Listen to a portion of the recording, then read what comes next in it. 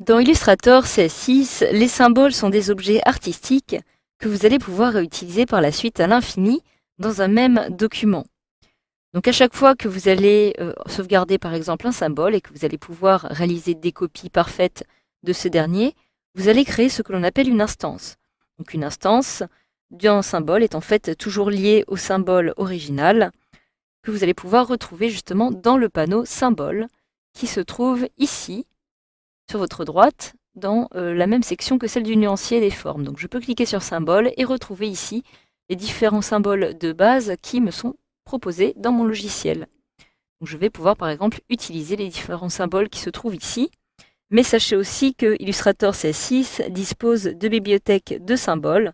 Il s'agit de bibliothèques par défaut qui va comporter une certaine quantité de symboles répartis dans différentes bibliothèques. Alors pour y accéder, il vous suffit tout simplement de cliquer sur cette petite icône qui se trouve tout en bas à gauche du panneau symbole et vous allez pouvoir accéder à toutes les catégories de symboles prédéfinies disponibles dans votre logiciel. Donc par exemple, je vais ici retrouver cheveux, pelage, communication, ensemble de vecteurs, festivités, flèches, etc., etc. Donc évidemment, en fonction du document sur lequel vous allez travailler, vous allez pouvoir choisir d'appliquer différents symboles. Je vais choisir ici les fleurs afin, par exemple, par la suite, de les ajouter sur mon document.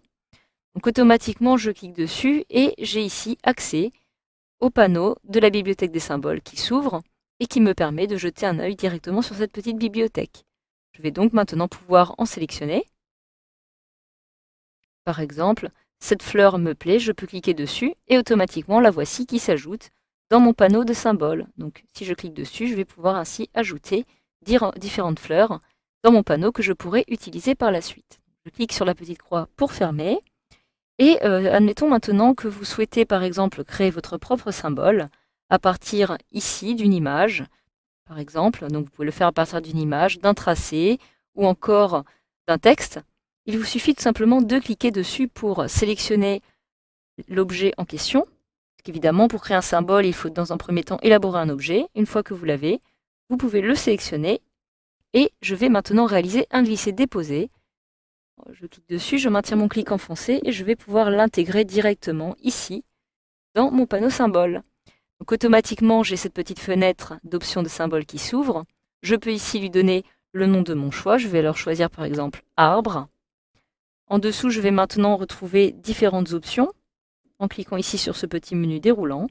Vous pouvez ici en effet choisir le type de symbole, soit une séquence vidéo ou graphique. Alors si vous prévoyez d'exporter les symboles dans Flash, vous pouvez par la suite choisir de modifier certaines options. Donc je vais conserver graphique ici. Donc, par défaut, vous avez toujours vidéo qui apparaît. Moi, il s'agit d'un dessin, donc je conserve graphique. Vous trouvez ici maintenant la grille d'enregistrement qui va vous permettre ici d'indiquer l'emplacement du point d'ancrage du symbole. Donc par défaut, celui-ci se trouve ici au milieu. Il s'agit d'un emplacement qui va agir sur la position de votre symbole au niveau des coordonnées à l'écran. Donc je vais conserver celle du milieu. En dessous, vous avez maintenant la possibilité d'activer les repères pour la mise à l'échelle en 9 tranches, si vous souhaitez par exemple utiliser la mise à l'échelle en 9 tranches dans Flash. Donc vous allez aussi pouvoir décider de cocher par exemple cette petite option si vous souhaitez par la suite insérer un symbole dans un graphique. Cela va éviter que celui-ci soit déformé. Donc je vais cocher cette petite case. Vous retrouvez ici en dessous aligné sur la grille en pixels.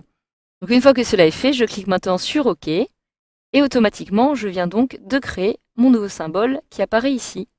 Donc voilà, dans la formation suivante, vous verrez maintenant comment utiliser vos symboles sous Illustrator CS6. Alors maintenant, vous savez déjà comment en créer.